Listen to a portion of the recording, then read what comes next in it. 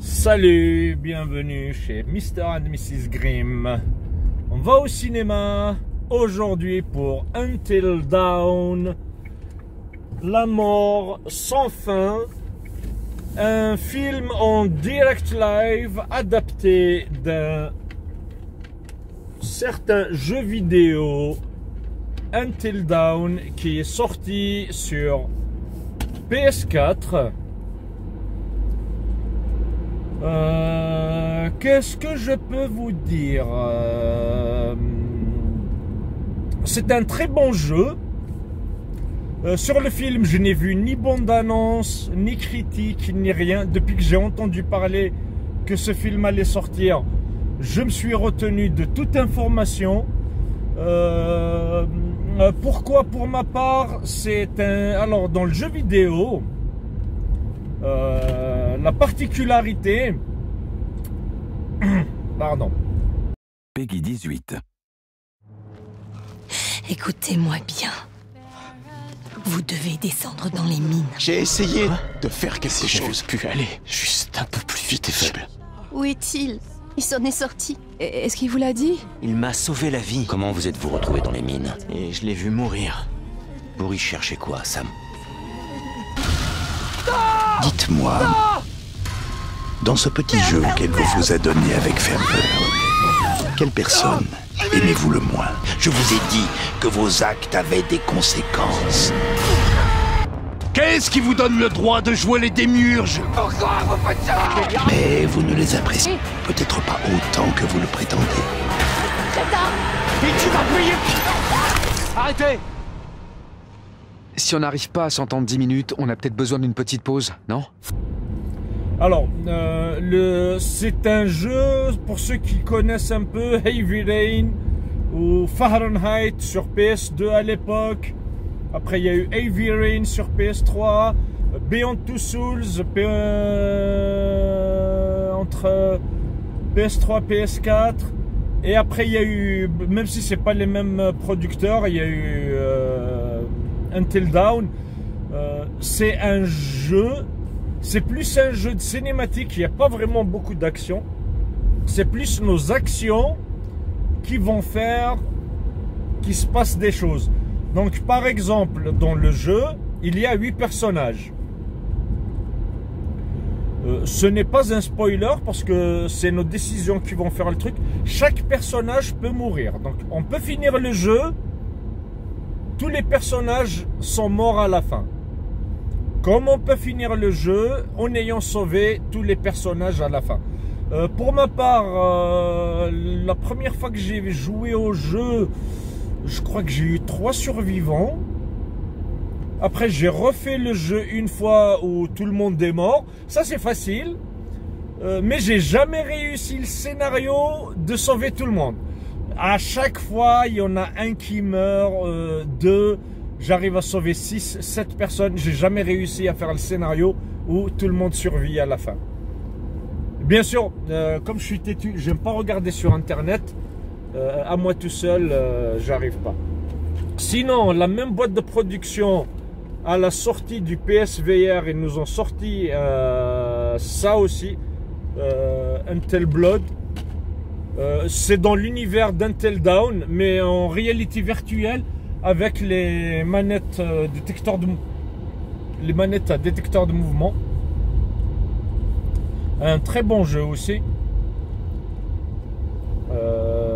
Pour la réalité virtuelle, très immersif. On est vraiment dedans. Voilà, donc pour le film, il a été réalisé par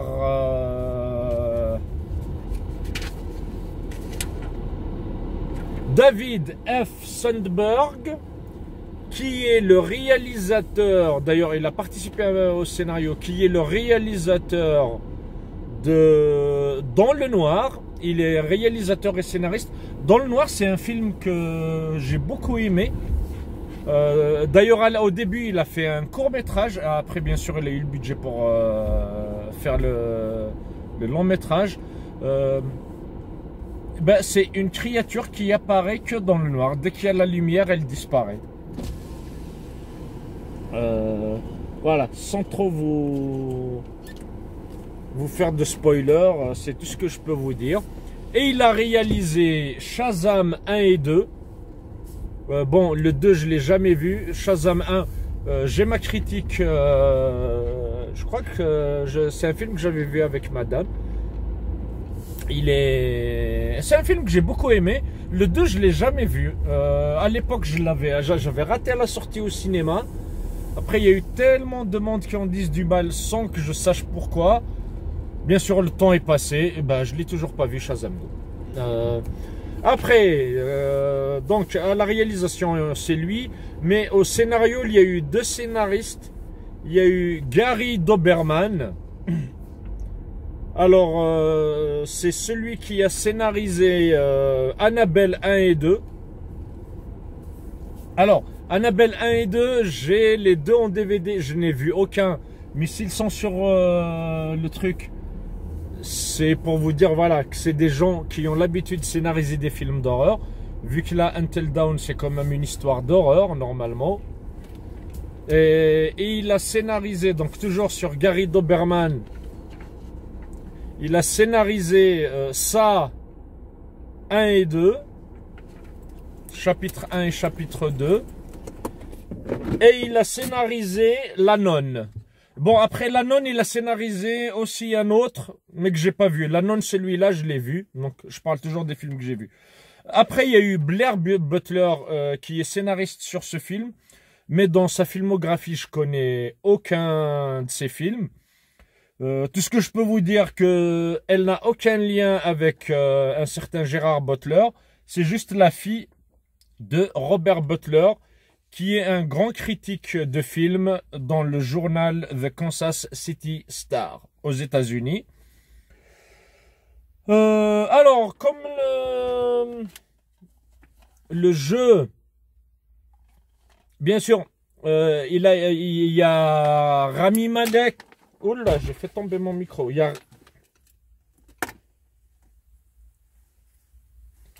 par exemple, dans le jeu, il y a Rami Malek. D'ailleurs, même le personnage, il était bien modélisé, il lui ressemble. Il y avait la fille Pantière, comment est-ce qu'elle s'appelle, qui jouait dans Heroes.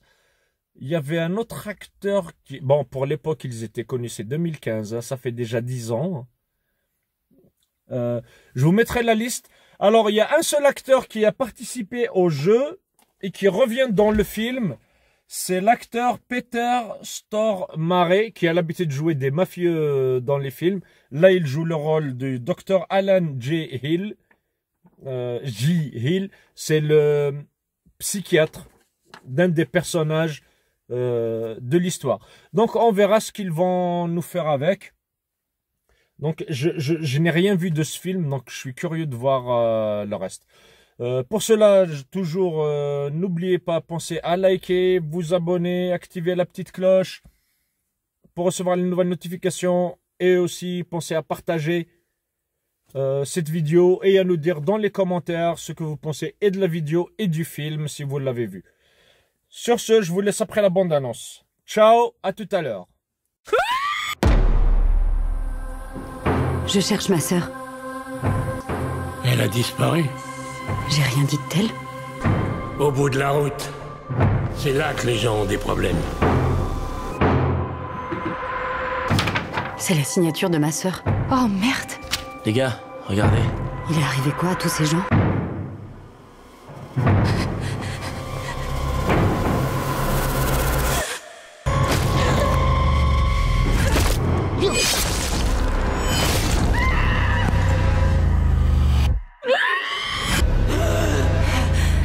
Putain, qu'est-ce qui s'est passé? On s'est tous fait massacrer. Et on est revenu là. Alors, la nuit qu'on a vécue va se répéter.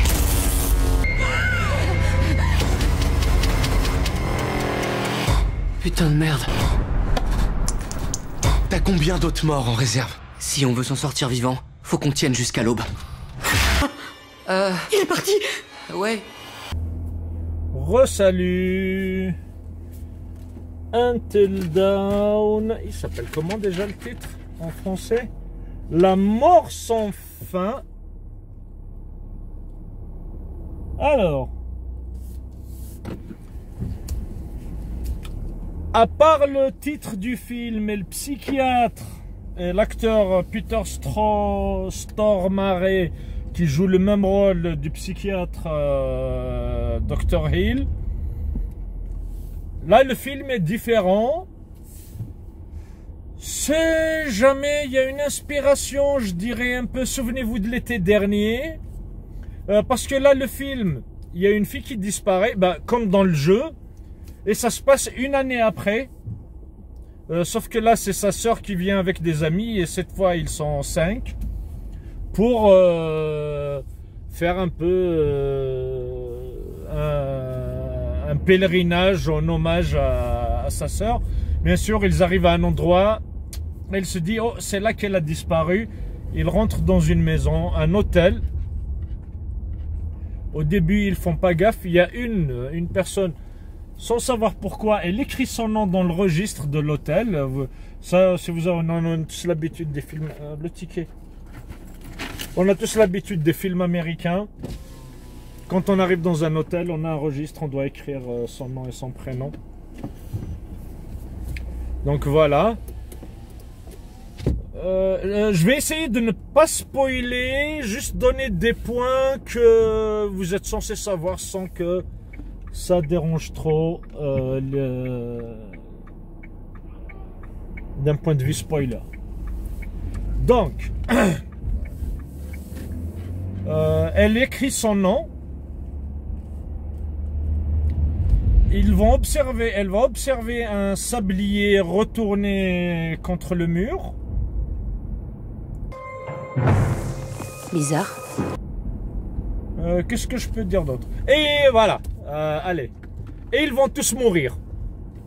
Ah, on va faire ça. Tac. Et ils reviennent tous à la vie. Bien sûr, en se rappelant qu'ils sont morts la veille. On s'est tous fait massacrer. Je vous dirai pas comment.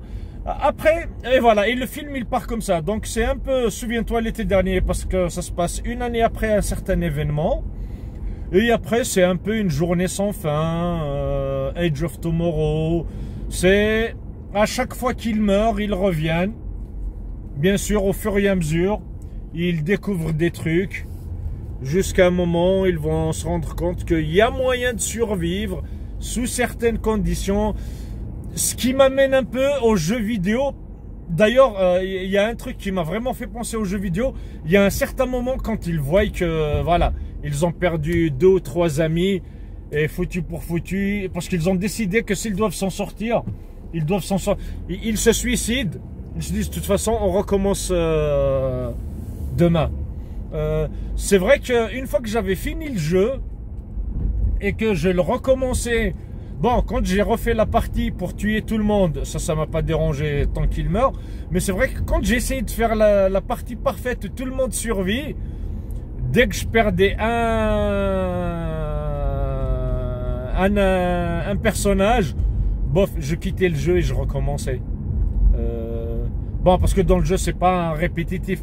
Donc voilà, allez, on reset et on refait une nouvelle partie. Voilà, c'est tout ce que je peux dire sans trop spoiler sur le film. Sinon, on sent bien qu'il y a des auteurs de films d'horreur derrière. Sauf que moi, ça n'a pas trop marché sur moi. Moi, c'est ça qui m'a dérangé. Je sais pas, est-ce que j'ai tellement vu de films d'horreur? Parce que, il faut pas l'oublier, je suis quelqu'un de très trouillard pourtant. Les films d'horreur, habituellement, j'aime pas les regarder tout seul. Mais là, non, il n'y a pas... Il y a eu peut-être un jumpscare qui m'a fait sursauter. Parce que bon, c'est le rôle du jumpscare. Et ça fonctionne. Mais de dire j'ai eu peur... Non. Non, le film, il est gore, par exemple. Ouais, c'est très très gore. Même Tarantino, il fait pas mieux. Il y a pas mal de surnaturel parce que à chaque fois qu'il meurt, il meurt pas toujours de la même manière ou pour la même raison. Ou comme j'ai pas vu la bande-annonce, je ne sais pas ce qu'on va dans la... On s'est tous fait massacrer. Alors, la nuit qu'on a vécue va se répéter. Je me souviens pas avoir vécu ça la dernière fois. Chaque nuit, un nouveau truc essaie de nous tuer. Je sais que, voilà, je vais vous dire, il y a un moment, il y a un tueur qui les tue, il y a un moment, c'est pas ce personnage-là qui les tue. C'est autre chose. Voilà. Sans trop spoiler. Sinon, qu'est-ce que je peux dire d'autre? Voilà, le film, il fait pas très peur. Il y a des jumpscares, il y a des trucs, c'est gore. Mais il est bien. J'ai beaucoup aimé. Au moins, on est tenu en haleine. Le scénario est bien écrit. Il y a quelques incohérences. Je vais pas chipoter. Parce que bon, ils sont restés un certain nombre de jours. Ils vont pas nous faire... dans le film, on a vu peut-être 6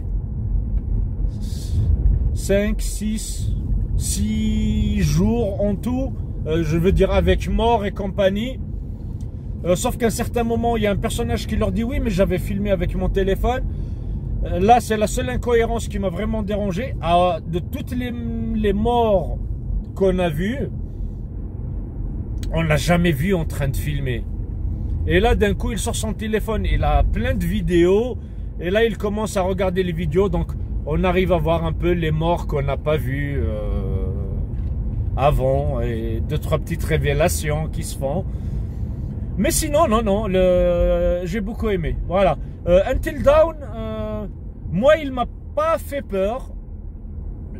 Je dirais pas que c'est un film d'horreur. C'est un film plus gore. Ouais. D'ailleurs, on sent que c'est le réalisateur de Dans le Noir qui l'a réalisé. Il y a une scène.